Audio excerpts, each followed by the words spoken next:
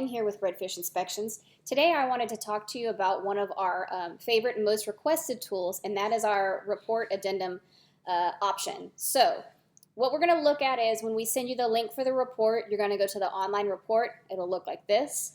At the top, we're going to click on Report Tools, and we're going to go down to Repair Request Builder.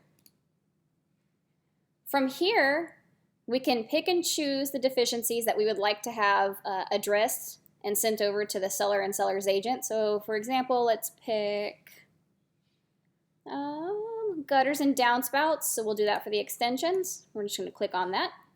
And here you can either put a credit, so a dollar amount, or you can add a comment. So I'm going to add a comment, and we'll say, please have seller install downspout extensions. Okay, and got that on there. Done. We're going to go to our next one. Let's go to this one right here. I'm going to click on it. Comment, please ask seller to add caulking around to prevent moisture and pest intrusion. Okay. Add repair requested. Awesome. I'm going to go back to this one for our comments. Repair requested. So we're just going to keep going through our report like this, clicking and adding the things that we would like to have fixed.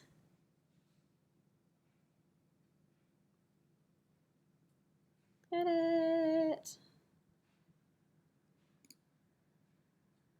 Comment, please repair damaged window screen.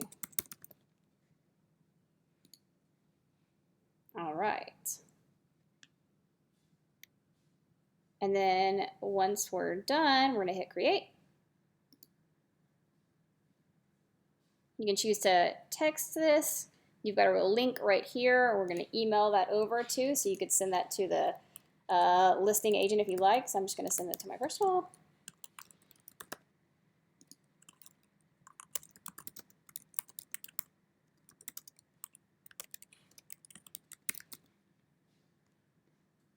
And send. And that's it. And let's go over and I'll show you what that will look like.